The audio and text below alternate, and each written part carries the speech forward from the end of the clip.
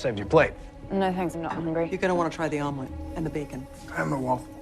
Oh my god, this is delicious. Told you. At the time of transmission, the Peregrine was making an unscheduled emergency landing on a Class L planet, Vallejo Beta 5. Emergency landings ever scheduled? The ship made its descent, but its beacon went out mid-transmission. Destroyed on impact. Do you have the, where's the, Extra cheese?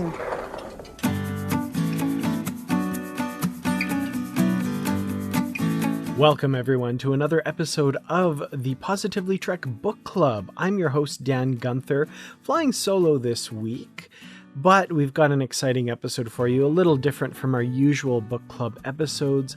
Today, we will be talking to author Chelsea Monroe-Cassel, who has written the Star Trek Cookbook, which just came out yesterday, September 20th, 2022.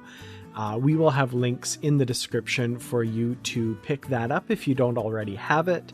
And I would really encourage you to check out this interview. This book, I've had it for a few days now and have been able to flip through it and check out some of the recipes and some of the really cool Star Trek references. It really is worth it for fans of Star Trek who are also foodies. And even if you're not much of a foodie, this book might just make you one. I'm definitely eager to try some of the recipes in this book. So without further ado, let's welcome Chelsea into the podcast and talk to her about the all-new Star Trek Cookbook. So a little different this week on the Positively Trek Book Club, as I've said. We're talking about the Star Trek Cookbook, and we are honored to have the author, Chelsea Monroe-Cassel, with us to talk about it. So Chelsea, welcome to Positively Trek. Hi, thank you so much for having me. It's great to be here today.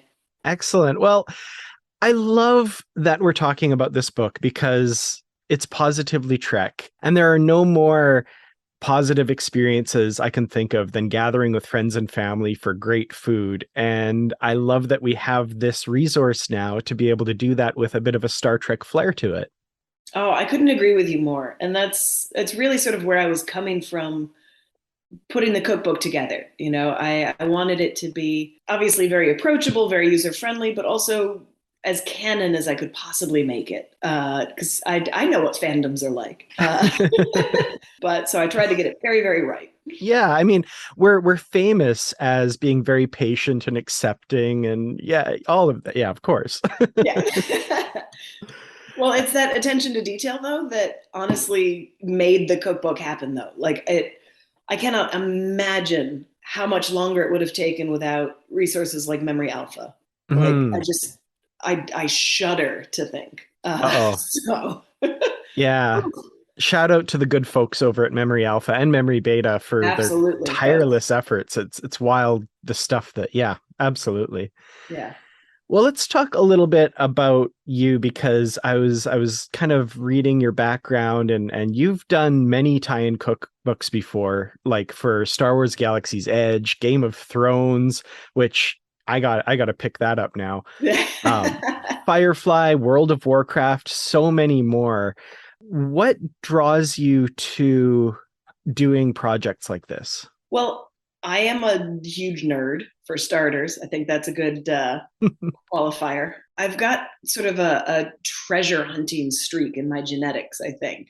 And so I love the hunt, right? The searching for, you know, whether it's gemstones somewhere or the correct recipe, you know, the recipe that's the best fit. And so I think that really sort of weirdly scratches that itch for me, especially when it comes to some of the historical cookery that I've done and trying to really sort of parse Middle English in some cases or older and try and figure out, you know, reading it out loud to try and figure out what on earth they're talking about, and then trying to turn that into a workable modern recipe. And it's also just, it's, you know, everybody's got to eat, right? It's as convenient as it would be to have replicators. We don't yet. So if you can make dinner more interesting and more fun, why not? You know, and absolutely to experience favorite fandoms in a new way. Oh, excellent. I also see that living abroad in Turkey really kind of gave you a passion for Yes. new and interesting food. That really spoke to me. I spent 2 years teaching English in South Korea, and Oh, I wonderful. lament that my town is too small to have a Korean restaurant. So anytime I Oh. go somewhere, I gotta get that. And I've tried my hand at it, and I'm not bad, but But I just nothing beats the real thing. Oh, exactly, yeah. And I can totally see how that would really influence you to like search out these new and interesting ways, and also the thing you say about gastro diplomacy, right? You know, mm, this idea of bringing cultures together over food, which is really absolutely. spoke to me. Oh, I'm so glad. Well, part of this was written in, peak pandemic when we couldn't Mm. come together to enjoy food together. And so it's sort of, if there's a touch of longing in there, that's maybe where that came from. But my wish now, with all these amazing new shows coming out, is we've got 3 new premieres lined up pretty soon, 2 or 3. Hmm. Why not have a premiere party with friends? Like, how fun would that be? Oh So I need yeah. to put together a couple menus for us, but we've got Picard and Discovery and Strange New Worlds again, and it's just so much to be excited about. Oh, absolutely. Yeah. That's one thing that before the pandemic, my friends and I always got together to watch Star Trek, and we're all nerds too. So Star Trek, Star Wars, we had something before all of this called the Porg Party, and we had all these themed foods like Wonderful. porgs in a blanket, sweet and sour boneless porg. It was great. And Love my it. only regret is we didn't have your Galaxy's Edge cookbook, because I bet you there's some really cool stuff in there too. For that It's would true. have They wouldn't let me cook porg for that, though, I will say. ah So you got to bring your own porg recipes. But yeah, I feel like they're sort of the tribbles of Star Wars, right? It's absolutely. yeah. So you could do Yeah. spatchcocked porg. That'd be good. Just use the tribble recipe. It'd be I good. was I was gonna say we've got to talk about the spatchcocked tribble recipe, because I wasn't expecting when I opened this book to have moments where I flipped the page and laughed out loud. And sitting by myself in a room, flipped that, saw spatchcock tribble, and audibly laughed. Like my I wife love that. upstairs was like, "Are you okay?" Yeah, I'm fine. Oh, that's terrific. Well, that one was obviously inspired by the that amazing short track that gives us the origin story of the tribble, which Hmm. is just I can't get enough of that one. It makes me laugh so hard every single time. And he's just standing there. It's like, I did it though. I did it. I made the tribbles. Like, I mean, well, there you go. Right. I made the tribbles. Oh, perfect. These are now, I got these as a photo prop for the book, and they are everywhere in the house, completely Oh, you left them as alone it with the should be, I guess. quadrotriticale, But so yeah, yeah. Oh man. excellent. Well, your comment about writing this during the pandemic, I think that idea of togetherness and that yearning for that really comes across. There's a quote in the welcome cadets section at the start. The experience of togetherness is one that cannot be replicated. And Mm, and I love that for the pun, but yeah, yeah, also, thinking about that during the pandemic, that makes sense that that was yeah. something that was kind of forefront on your mind there. Well, and it's also sort of a slight defense of the cookbook, because a lot of people say, well, why do you even need a Star Trek cookbook? They all have replicators. I said, well, Mm. I mean, kind of, but we still see so many people cook in all of the different series. Enterprise has its chefs, its pre-replicator. I mean, they get complicated, but basically pre-replicator. But even, obviously we get Neelix later on.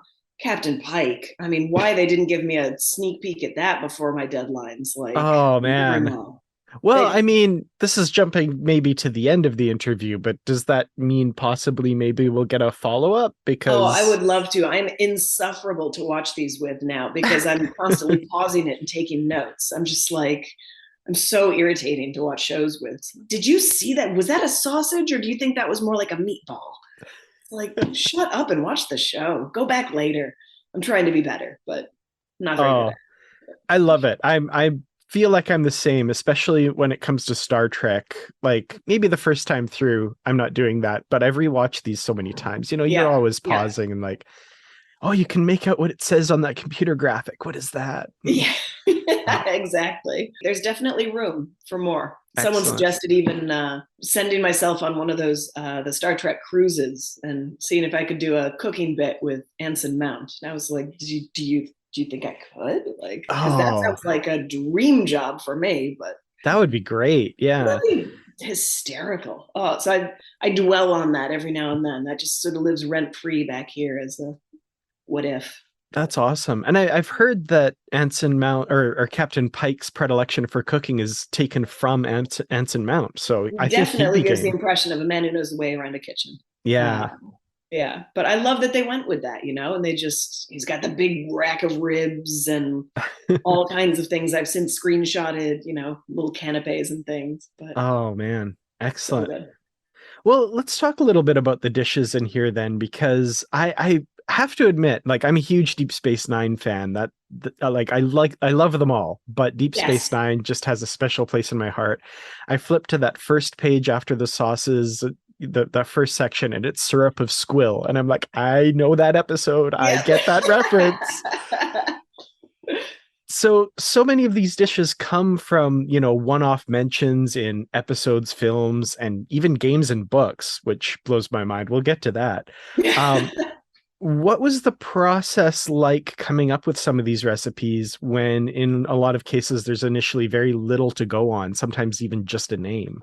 Sure. Complicated and involved is the short answer. I always start with a lot of lists. So obviously the first list is everything I know has to go in, everything that people are going to be expecting, plomeek soup, little food cubes, ractagino, so everything that off the top of your head as a Trek fan, you're like, well, if it doesn't have that, like, Mm-hmm. what are you even doing? So that's the first list. Second list then is something along the lines of everything that I think sounds good, pulling from the memory alpha and memory beta lists. So conveniently assembled for my benefit. Then, running through that and saying, well, what sounds good, and even subdividing that into like fruits or vegetables or seasonings, things like that. So that later on, I said, well, I've got this idea for a thing with jam on top. What kind of jam could it be? And I can reference back to that and say, Udaberry, we'll make it Udaberries. And then you have to look at what does Udaberry taste like?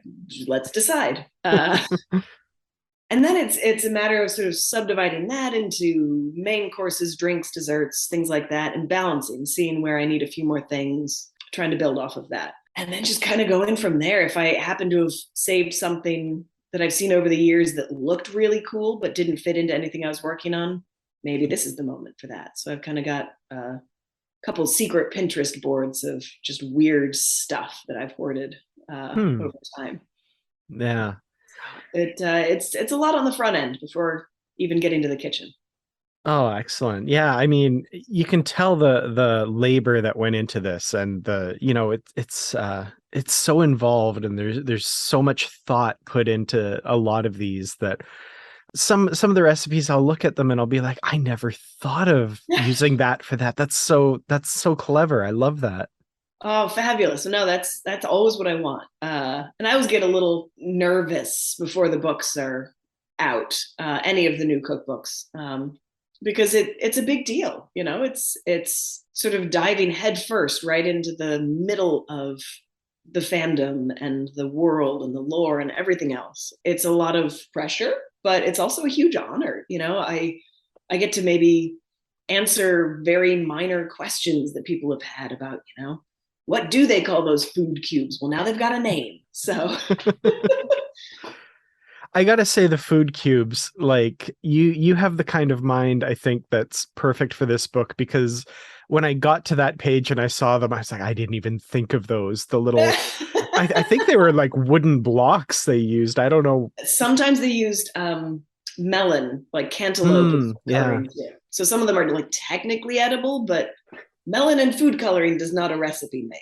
So, and I went through that was one of the most difficult recipes to really pin down, I think. That one was exciting to me with the glutinous rice flour. And I was like, oh, I know exactly the texture of these now. Yeah, That's awesome. yeah. Well, and then you can, the combinations of colors and flavors are limitless, just based on what kind of extracts you have or can obtain. So you can really make it your own and play with it. I think that's pretty cool. Ah, excellent. Yeah. I so want to just throw a party now where, this is like a featured dish and it's so colorful and beautiful. This episode of Positively Trek would not be possible without our supporters on Patreon.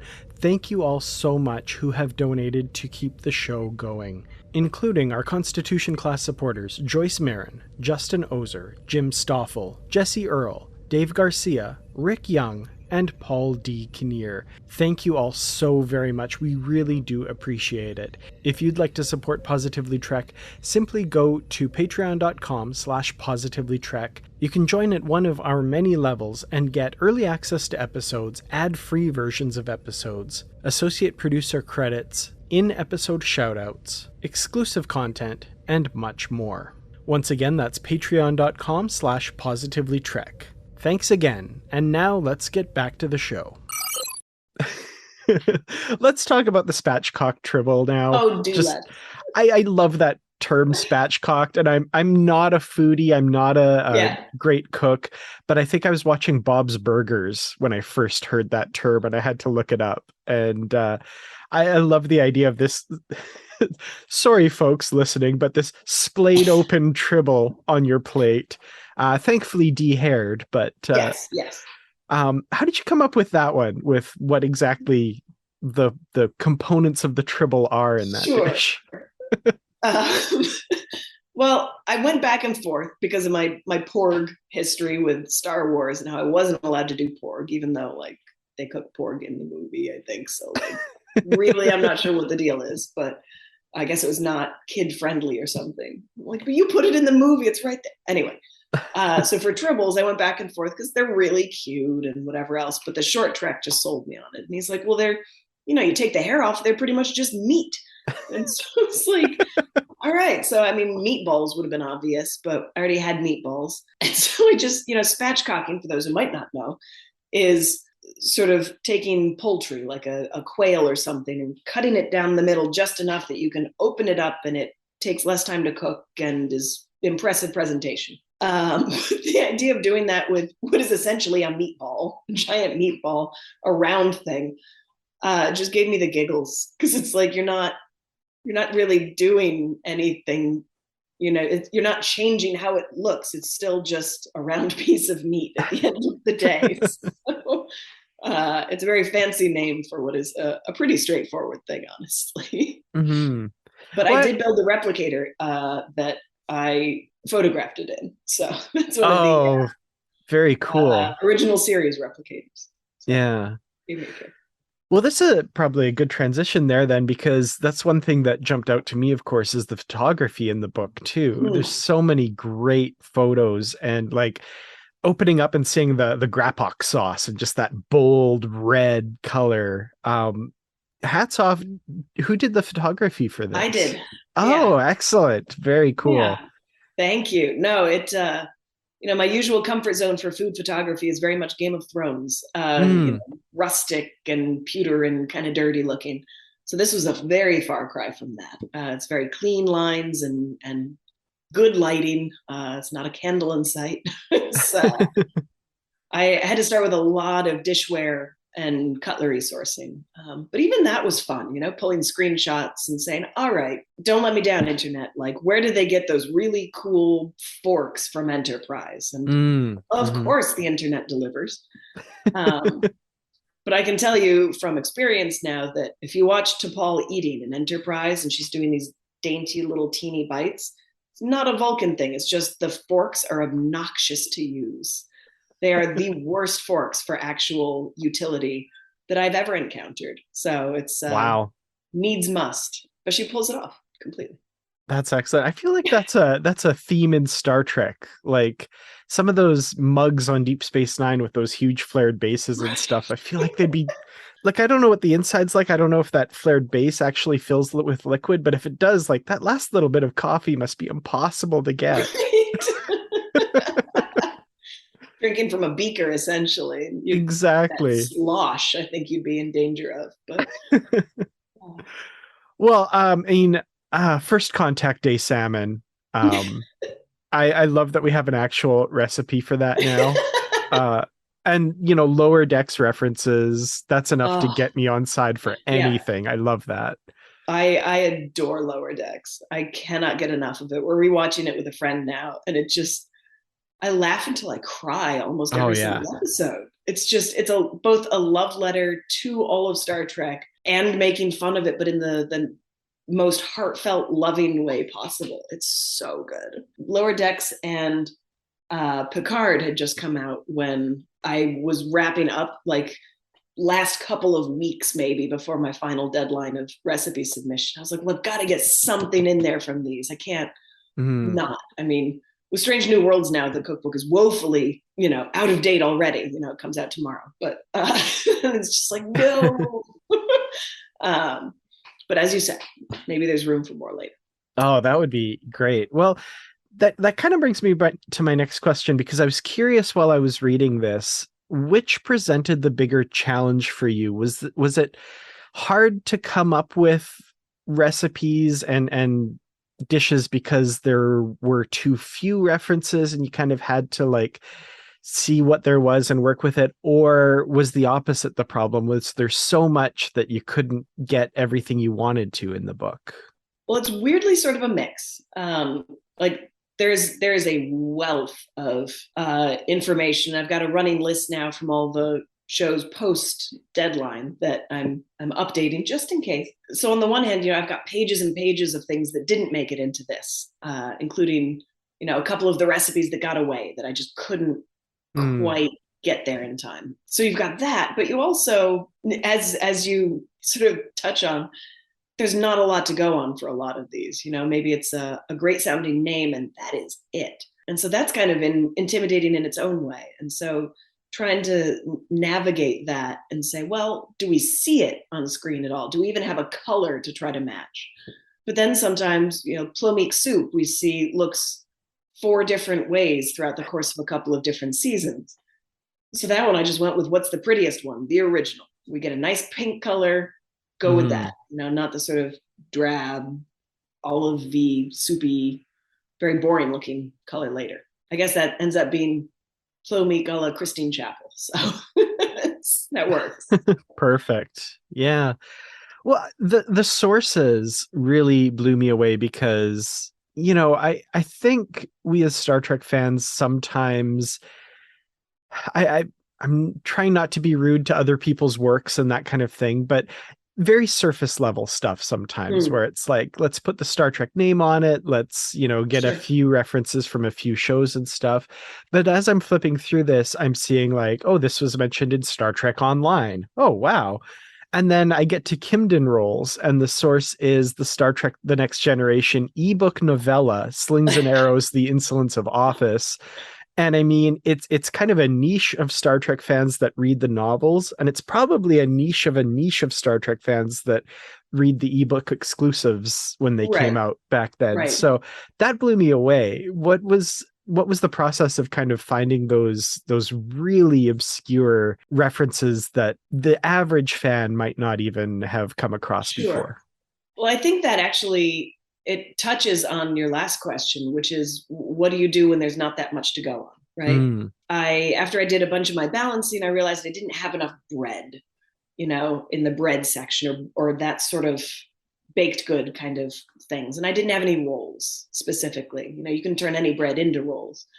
But I wanted something kind of showy and, back to memory alpha, memory beta, Kimden rolls. All right. So it's Betazoid. Already, we're also low on Betazoid foods over here. So that would sort of tick 2 of those boxes, but we don't know much about it because it's just listed. And I think not even really described. But I think some of the magic of fictional food descriptions is that even when it's not described, they don't say, oh, well, it's swirled bun of purple and white dough that's pillowy, soft, yada yada. It's just listed somewhere, probably in like the description of a meal. You still think to yourself, well, I wonder what that is. I wonder what that tastes like. What does Betazoid food taste like anyway, you know? So it's sort of fun to try to answer some of those questions in a small way.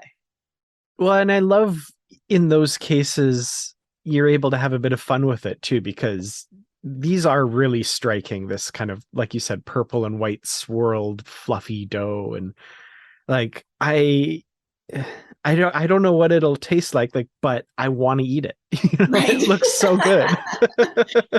Well, and I really wanted this recipe collection to be visually striking as much as possible. Mm-hmm. And that goes for, you know, combining different dishes together, whether it's the Norellian what's-it bread. It's like a pesto swirl, is fabulous tasting with any soup. That looks really good too. Looks really cool on the plate. You know, you've got your bowl of soup and you've got your like crazy swirly bread over here. So things like that. And that was the intent with the basic section at the beginning too. You know, not only do you have sauces that are incorporated into other recipes, but a number of garnishes. So if you want to make a dessert and stick like one of the bubble sugar garnishes on top, that instantly elevates it and really makes it Instagrammable or something.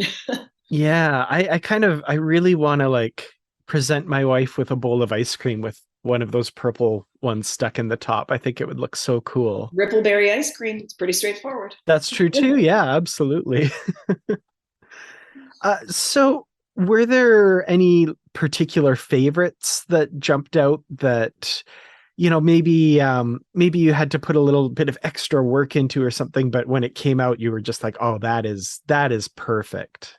The quadro triticale salad, I am most proud of. I love that. I kind of want to just print the photo and frame it and just stick it on a wall, because that to me is like peak Star Trek food. And that was inspired by just sort of a throwaway eating scene almost in Discovery. In that, Captain Lorca is, you know, slurping down these tentacles as part of his salad, and you're both horrified and intrigued about what it is he's eating. And there are a lot of separate components in that recipe that all go together, but in the end, it's just like, I really like that one. Oh, that's awesome. That's one that I notice is a 4 out of 4 pips difficulty. Yes. Well, none of the separate components are especially tricky, but you know, you make the topping, you make the little carrot tendrils, you make the like crispy tuile thing, and there's a dressing. So there are a lot of moving parts, but you know, none of them, it's not like puff pastry from scratch kind of difficulty. It's just getting all your ducks in a row. One dish that I'm actually really glad, unless I missed it, that I didn't see in this book based on the cast's reaction to it was, I don't know if you remember Star Trek VI, The Undiscovered Country. They served, and it turns out the prop was dyed blue lobster meat that they served the Klingon. I remember that meal. Yeah. And apparently it was terrible and you know, probably sitting under hot studio lights for hours or something. Yeah. I'm actually thankful that I didn't see that dish going through here. Well, I was tempted. Nothing says alien space food like blue. I played with a couple of, not the lobster meat, but I think there are also like pearl onions that are dyed blue. And I was playing with those as maybe a cocktail garnish, but never quite got anywhere with that. Yeah. I've shelved that for maybe the next go around. We'll see. But I promise you, I will not include blue lobster meat ever. Nobody needs that. No. Yeah. Although I heard the sort of similarly, the Jumja sticks in DS9. I guess they made one batch early on, and then they just reused those same Jumja sticks. They kept them in the fridge, you know, for the rest of DS9 filming, which is impressive and horrifying. Yeah. Terrifying, absolutely. Yes. Yeah. And that was one that got away from this collection. I wanted to include it. I made it once and they were perfect. The right shape, the right consistency. And I didn't take notes and I could never manage it again. It just turned into like goo puddles. Oh, shoot. Yeah. Yeah. So next time. Absolutely, yeah. I'm so eager to try Klingon blood wine. That is an interesting. The Raktajino, I'm not sure about the whole egg in there. like It shell it all? sounds worse than it is. It's actually, it makes a very mellow, beautifully clear coffee when you're done. That is also really nice iced. It is suitably Klingon looking when it is brewing up in the pot, and it's fairly horrifying. I readily admit that, but super tasty coffee. So Excellent. Yeah, well, I might have to give that a try too, for sure. see the little Easter egg ingredient in the blood wine includes a dash of prune juice, of course. Yes. Thank you. I was going to mention that. That's so great. I kind of figure, Guinan gives Worf prune juice, obviously. He says, this is a drink for warriors. And we think that's funny because we do not think that way of prune juice here on Earth, generally. But I thought, well, why would he say that unless it reminds him of something that is, in fact, a drink for warriors? So, stands to reason, maybe it reminds him ever so slightly of blood wine. So. That's excellent. I like that. So, and that just goes to show the thought that's going into this. It's not just like, let's, just do this for fun. You're really thinking these things through and like from a logical in-universe perspective. And that really comes across, I think, in these. Oh, good. Well, and the Klingon food especially, and drink, it's because of the attention to detail and accuracy.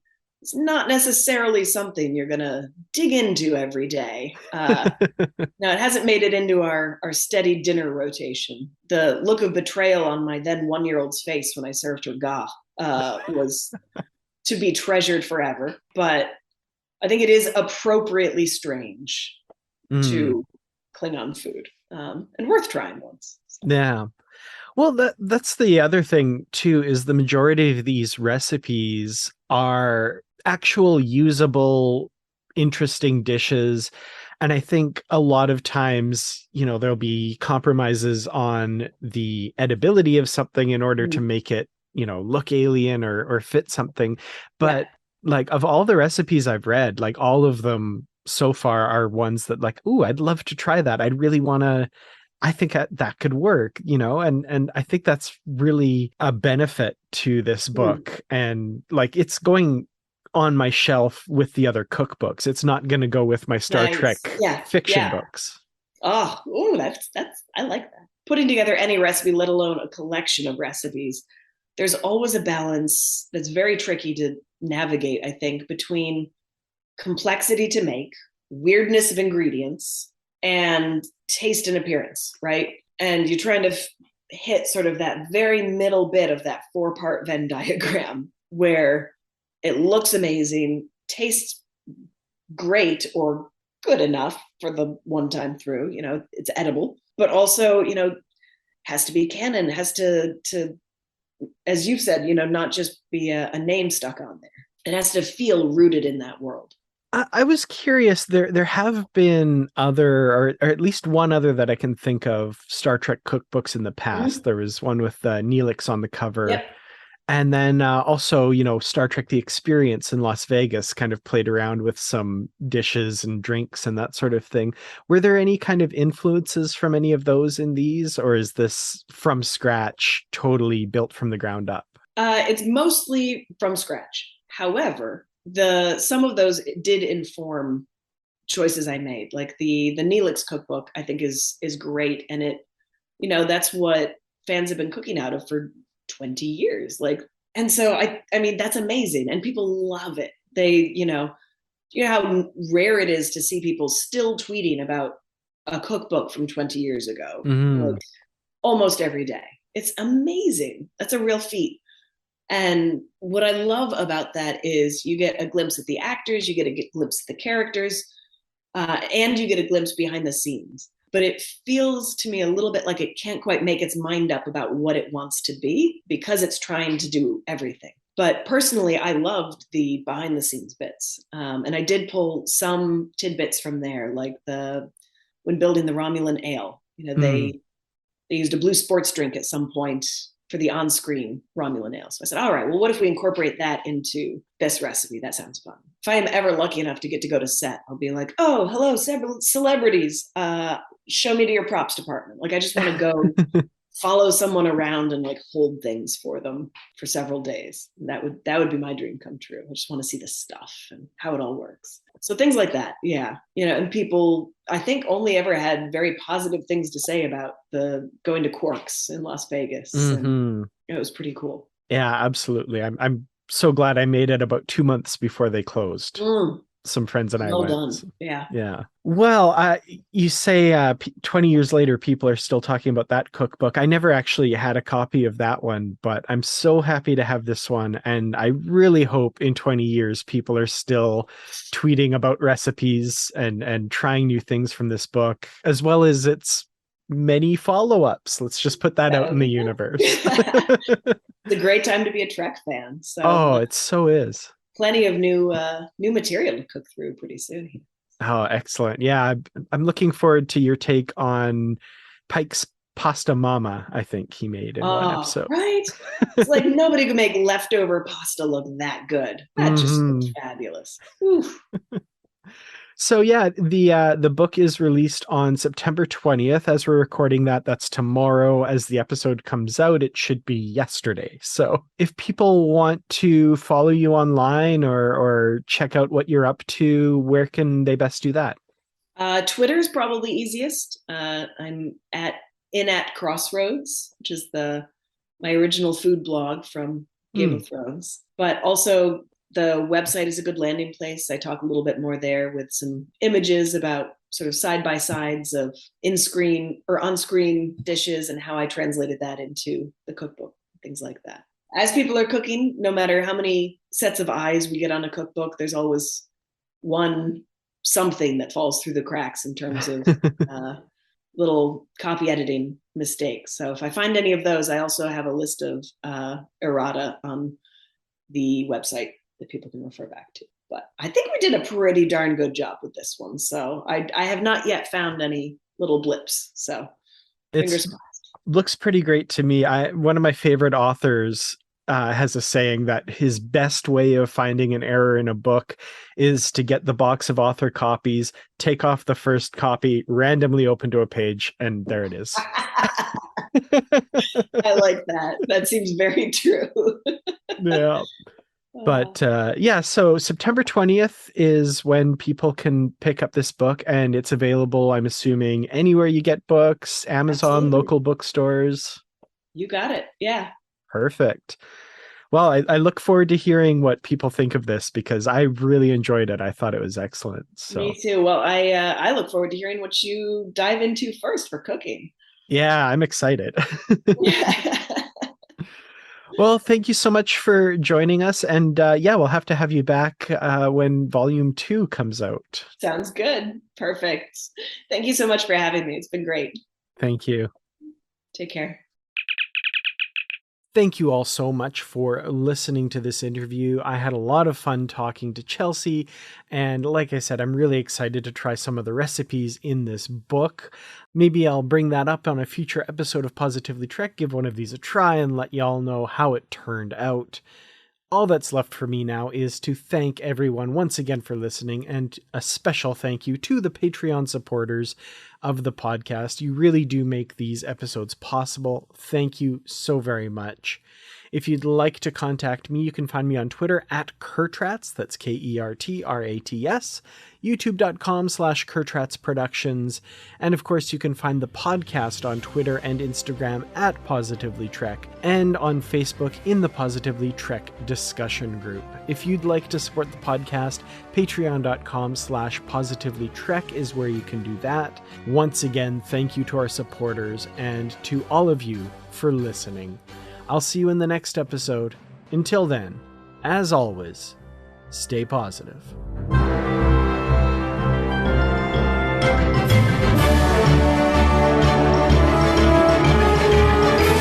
And only Tribbles has the taste kids love. So free! It tickles! And minty so it really fills me up. Parents love that Tribbles are packed with 18 essential vitamins and minerals. And Edward. Tribbles contain more human DNA than any other leading brands. That's the building blocks of life. Override your replicator safety protocols and set it for Tribbles. Original, Peri Berry, and new Spicy Ranch.